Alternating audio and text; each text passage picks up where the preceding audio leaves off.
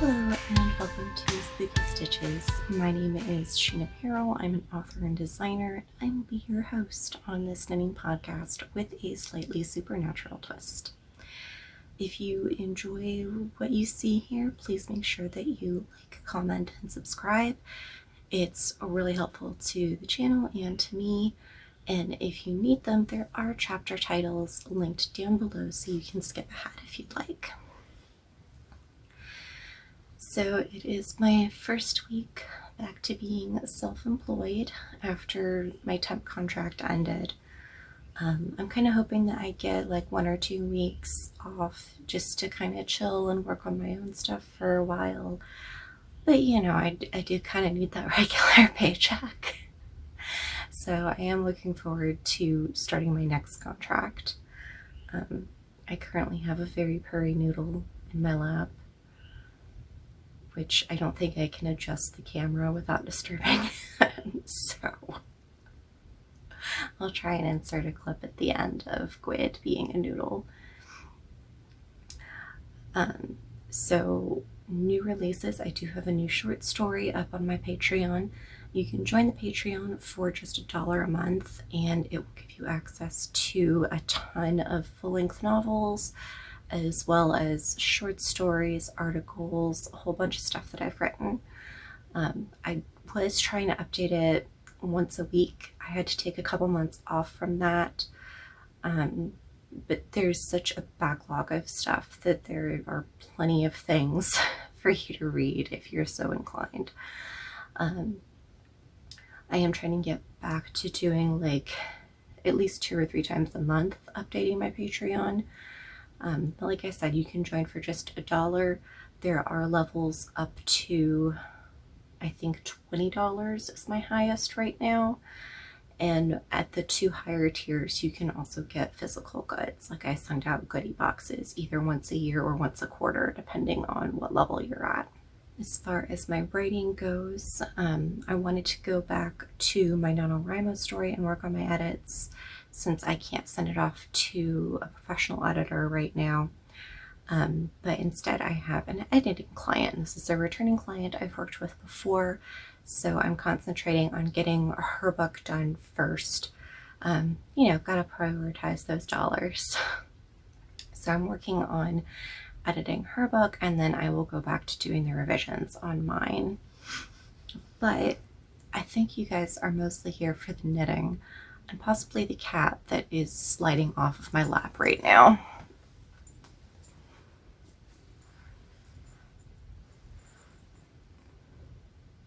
This is Sir Gwyddy and yells a lot. He's much friendlier than his face looks right now. But he's our COVID kitty. He showed up at the very beginning of the first lockdown with his mask and gloves. So he is very good at preventing the spread of COVID. And he's my autoimmune buddy because he is also FIV positive. But we cuddle together a lot.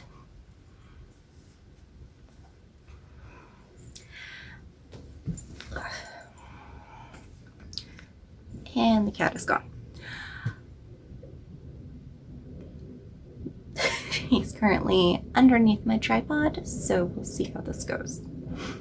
So my finished objects for this week, I did finish up the blue socks I was working on. I'm not blocking these just because they're shorty socks and I don't care. I'll block my socks sometimes when they come out of the wash, but I have so many hand knit socks right now that I don't have enough sock blockers for them. So I've kind of given up on blocking socks unless I'm giving them as a gift.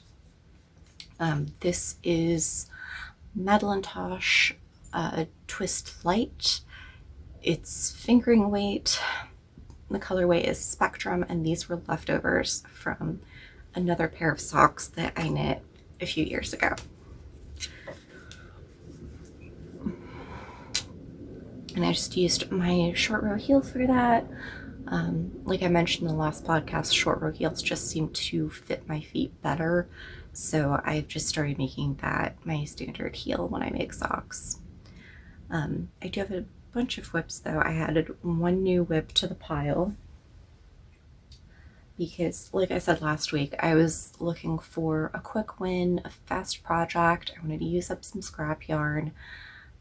So of course I cast on a fingering weight cowl on size 1 needles, because apparently I don't know what quick or easy means. I have no explanation. I just don't.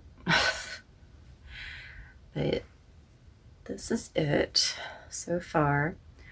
And I'm using 2 different yarns. So this is the Unique Sheep. It's their green sheep, which is cotton and bamboo. And this is a custom dye. This colorway doesn't normally come on this base, but if you ask them to dye something for you, then they will. You can even make up your own colorways and they'll just charge a little extra service fee for it. So I got this, and then this is just some leftover Knitpicks Comfy Fingering, which is a cotton and acrylic blend, I think. And these come out of the Ash stash. I have a segment of my stash that is set aside just for projects for her, because she has fiber sensitivities. She's allergic to lanolin and also has just like texture issues. So things like wool tend to irritate her skin. So she has all of the veggie fibers and synthetic fiber blends, and I just kind of have those set aside, earmarked mentally for her to know that these are ash safe yarns. So I'm making her a cowl, like an infinity cowl with this. As you can see, I haven't gotten very far with it. I just started it last night. And I'm just doing stripes, and the pattern I'm using is just 3 stripes of Unique Sheep and then 2 stripes of rows, 3 rows of Unique Sheep and then 2 rows of Comfy, just because that's roughly the proportion of the yarn that I have. So that's coming along as just basic stockinette in the round in a loop, but she wears a lot of cowls and scarves like that. Okay, next up we have the World War I sweater. This is the sleeveless vest for men from the Priscilla's War workbook. I'll link down below if you want to download a copy of this. I just found out that the Priscilla's War workbook was a whole series of patterns put out in the UK. I hadn't done a whole lot of research on the pattern book itself. I just knew that they were meant to be very easy patterns so that even beginners could knit, because they had knitting bees where kids as young as like 6 or 7 were making projects for soldiers. And this is one of the patterns that was meant to be very beginner friendly. So we are. They have the head opening now, and then there's just like a little bit of garter stitch right here, and I feel like this should be my my thumbnail for this video because it's so absolutely ridiculous. I did start my 4th ball finally. The rest of my yarn came in.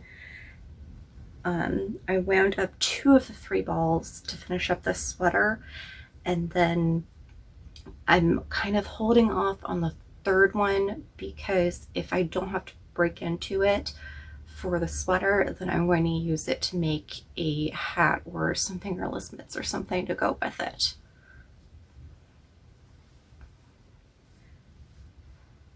And that was knit out of Knitpicks Twill. The color is Fiddlehead, and this one is a very soft and squishy wool, and I will definitely be using the twill again in the future. I mean, y'all know I'm a Knitpicks stan. I've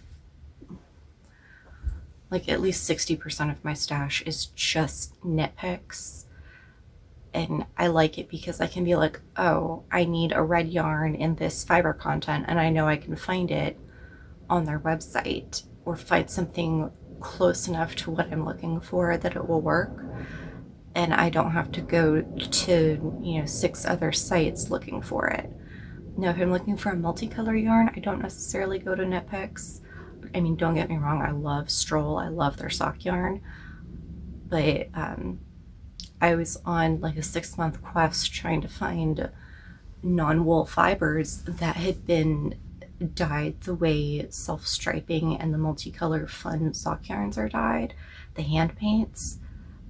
And that was how I finally found the unique sheep, was a vegan knitter recommended it to me. So there are plenty of options out there. I just happen to find that Knitpicks is easy, it's affordable, I like the quality, and they usually have what I want in stock. It's easy to find. So that's like, for me, the online version of going to Joann's. Like, you know what aisle you're going to, you know where to find the brand that you want, and you can find it exactly without any trouble. Speaking of Knitpicks, I've made a little bit of progress on the Eleonora socks, and this is Luminance lace in the color Passion. It's held double. These are knit on 000 needles, and if you're wondering, my gauge is 5 stitches to the centimeter, which is about 10 or 11 stitches to the inch. I haven't done a whole lot since the last episode, just because it does take so very long to knit a row with this. But I've started on the diamond pattern down here. You can see a little bit of the lace. I'm going to work on this some more later today. It actually hasn't been that long since I filmed my last episode, and I didn't work on this for a couple of days because it's not a project that I can work on for an extended period. I mean, the gauge is so tiny. Trying to do a yarn over knit 2 together on that tiny of a gauge is just, oh my god, it's a pain. So I am still working on that.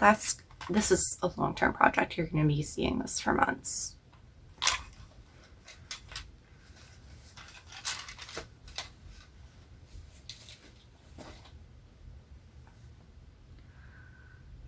The only other whip that I have is that kind of random crochet bag that I was working on, but I haven't touched that since the last episode.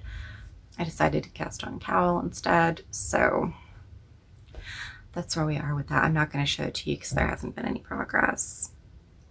Now, for our sponsorship moment, I do just want to revisit the little Patreon talk because it's my podcast and I'm sponsoring it. So my Patreon is really huge right now. I have updated my patron goals for this month, and I'm adding in some new rewards because with being unemployed, it's really important to me that I build my Patreon following because that provides me with a steady monthly income. And I'm not expecting it to support me solely. I mean, that would be fantastic, but I don't see that happening anytime soon. So I put out some new goals. So currently I'm at like 4 or 5 Patreons. It's really sad. If I can get up to 20, what I'm going to do is compile all of the short stories that I've posted on Patreon, re-edit them to a nice special edition download, so that way you can have your own copies of all of my short fiction. So that's the first goal. The second goal is at 50 patrons, so we'll talk about that more later once we get a little bit closer to it. If you don't want to do a monthly commitment, I also have a Ko-fi coffee account where you can donate $3 or whatever your dollar amount of choice is, and that is also super helpful. And then lastly, we'll just have a little shout out here for a podcast that I'm listening to, and that is Supernatural with Ashley Flowers. I've been listening to this all the time while I'm working. I'm really enjoying the episodes. She's got a really soothing voice. She talks about really interesting cases, and they're all kind of like unsolved mystery type of things, like what the heck happened here. And she'll go through all the different theories, ranging from the completely mundane scientific to the supernatural, and tries to give like all the different angles to it. So I'm really enjoying listening to that podcast. You can find it on Spotify or your preferred podcatcher. It is just an audio only podcast, but it's great to listen to while you're knitting or working or doing whatever. Now, I did want to add in a new segment to the podcast, since I'm not doing the short stories anymore, really. I talked about that in the last episode, but I'm not doing a ghost story with every single episode now. But I still wanted to include something. So I thought I would go over some of the stuff that I am watching and reading. So I recently finished the Victorian Book of the Dead by Chris Woodyard.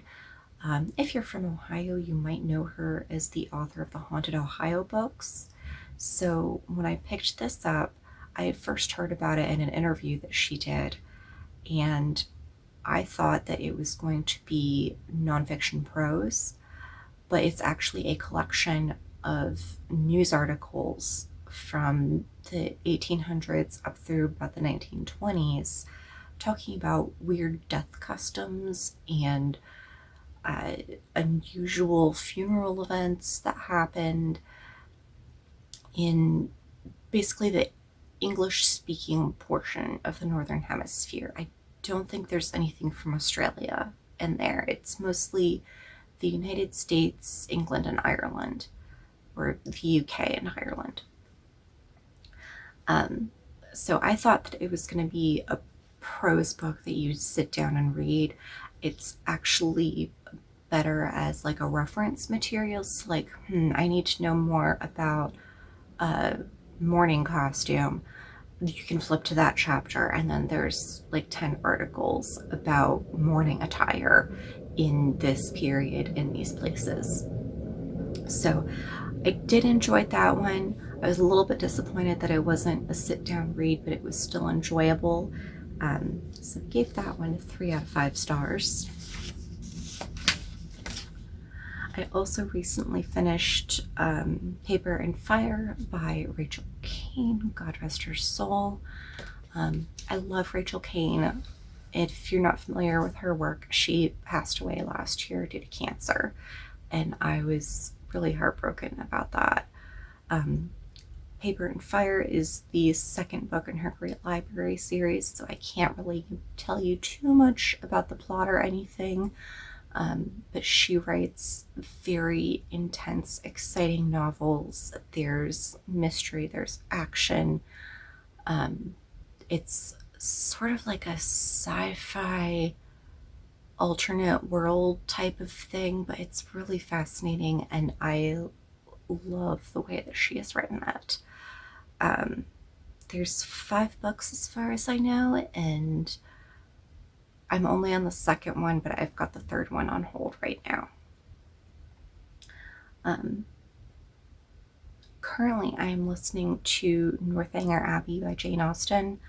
Now, I am not a Jane Austen fan. I do not like reading her books. Like most of her books, I know what the general plot is because they all use the same one. But I generally like movies and things that are based on her work. So I watched the movie version of Northanger Abbey a couple of months ago and actually really enjoyed it. So I decided to listen to the book as like a before bed reading thing. And the book is okay. I mean, I like it better than Pride and Prejudice, but it's still just like, I'd rather watch the movie. And the other thing with it is nobody ever talks about all the racist language that Jane Austen uses. Like, I don't want to give the examples here, but she uses a lot of anti-Semitic language. in the section that I just listened to yesterday, she was using anti-Black language, and like nobody ever talks about this. Like, it's shown up at least 3 times in the book, and I'm only about a third of the way through it, so I'm not real keen on it. I might finish listening to it just because I want to finish something. But yeah, not my favorite. I'd rather watch the movie. I'm also reading Other Powers, which is a biography of Victoria Woodhull and the Spiritualists. If you don't know who Victoria Woodhull she was the first woman to run for president back in the 1800s, and she was very scandalous, but she's also very fascinating. And my one complaint about this biography is, as much as I love the background information about the world that she lived in, they might be going into a little bit too much background, and it's making it a little bit hard for me to follow along and stay interested. I have checked this book out from the library at least 4 times, and I'm still only about 25% through it. Now, to be fair, I have a feeling that this book is a literal brick in print. I'm reading the ebook copy right now, so I'm not entirely certain how long it is by comparison. But it is a massive tome. There's a ton of background history into it, and I still think that she is a fascinating woman. And I will finish the book, even if I have to check it out 10 more times, because that's what it looks like is going to happen right now. But that is by Barbara Goldsmith. And then as for what I'm watching, other than documentaries and podcasts on YouTube, I'm watching The Victorian Farm, which is a rewatch for me. I originally watched it on YouTube a couple of years ago, really enjoyed it, and then I started watching it again right before Christmas because they have some good Christmas episodes in the Victorian Farm, Edwardian Farm, War Era Farm series that they do, and I really enjoy that. So I started watching the Victorian series right before Christmas, and it's just been kind of like a here and there watching an episode. And then I'm also watching Foyle's War because I love me a costume drama, and that one I think I'm up to series 8. I had no idea how long running this series was, and then finding out that it ran for like 15 years. But that one's really fun. It starts out at the beginning of World War II, and now we're into the post-war years. And in Britain, there was still like rationing. There was still a lot of the restrictions that were around during the war. They're trying to deal with the aftermath of all of these injured men coming back. So that one's been really interesting. I love a good mystery series. So both of those I'm streaming on Acorn. But that is what I'm watching right now. And I think that for this week, that is it. So thank you for joining me. I hope that you guys are all staying safe and healthy. I currently know 9 people with COVID and 2 more that are waiting on test results. So please be safe. Please get your shots. Stay safe. Stay healthy. And if you've got it, find something cute and fluffy to snuggle with. And I will see you in 2 weeks, if not sooner. Ciao.